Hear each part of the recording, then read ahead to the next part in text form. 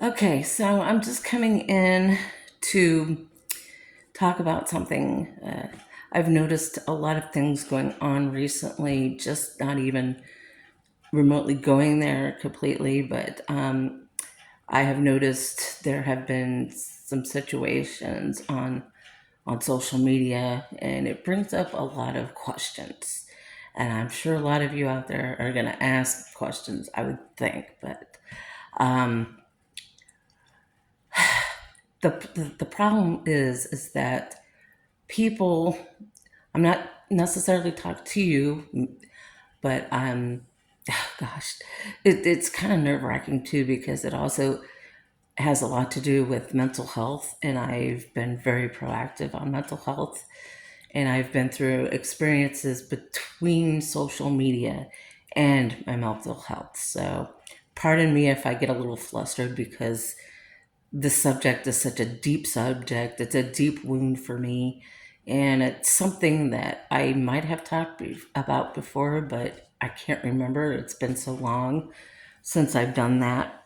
But when it comes to posting and sharing online, a lot of it's mostly on Facebook. I'm rarely on Facebook. The only time I'm ever on that social media platform is to just scroll through my feed and see if there's anything new or relevant going on. But then, of course, my eye starts to wander, and I look at post after post after post of people, just in generally speaking, post things that are too private. They talk about their private lives, their intimate lives, their their. There are so many elements that go into postings and everything. And I was raised that you don't air your dirty laundry. Literally, you do not talk about that stuff. And my platform is to hopefully try and help people, try and help to the best that I can, through my own experiences with social media and mental health. Because when it comes to people who mostly have, I don't even want to say mostly come to people, but put, see, this is where I get a little flustered about the whole thing, because you're most likely on Facebook and you do post, you know, family pictures or photos of your children, or vacations and such like that. So those are the particular posts that get really kind of dicey. I want to say that because we all don't know who's watching and looking on the other side of things behind their computer or what's in front of them. So you're showing your so-called perfect life. Nobody's perfect. We all have our flaws. We all have our quirks. There are things that we make mistakes on, and this resonates back to the previous experience that I went through. And the whole problem with me was the fact that, I was doing projects, I was doing a lot of self publishing, books, and doing things that normally an author would do, like book sales and book signings, and trying to work on their revenue, basically, of what platform they're on. And that's what I was doing. And I was doing a lot of other things. So if I wasn't working a part time job, I was doing side projects and going places and doing things, and that kind of stuff. And I don't want to get completely into it, but I'm the kind of person who doesn't share a whole lot. The stuff that I do share mostly are images of cat pictures, or certain times of my life where I have posted pictures of maybe a certain family member. But that's something that is not even mentioned much anymore, because I'm on this platform people are going to see me and they're going to think, oh, you have a beautiful smile, or I love what you're doing. You're doing a good job at what you're doing. And then somebody will come along and said, well, I would like to meet you. That's when you want to watch out. There's always someone, there's always one person, one, who could turn your life upside down. One. That's all it takes. And this is where it comes to for me. And certainly I might strike a chord with someone who says, she gets this. I've been through this too.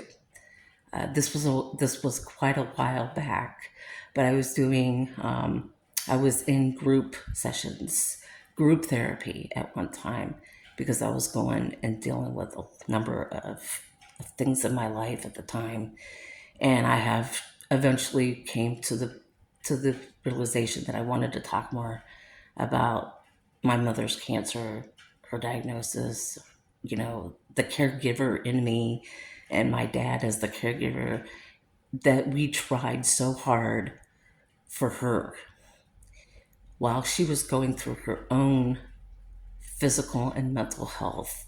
I was going through my own mental and physical health, and a number of things that were going on behind the scenes. So my mother always told me, you do not air your dirty laundry. You do not talk about this stuff. We're very private people. We're never going to talk about that stuff. So she would be probably looking down from right now and saying, don't do it, don't do it, because that's just the way she was raised. Raised very private, not to talk about your personal life.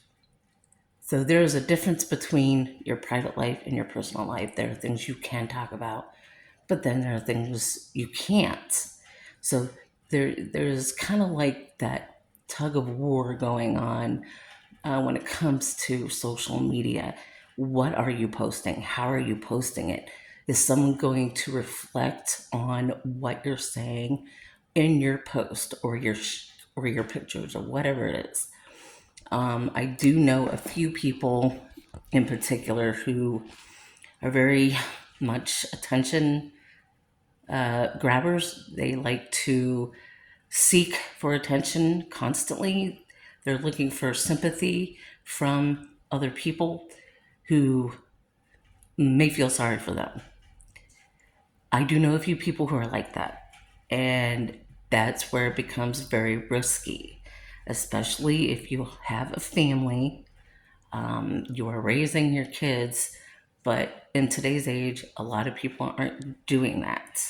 I don't know if you're listening to this and if you are one of them that does that. I don't know how I would ask you. Are you able to keep your private life and your personal life separate? Are there things that you would change?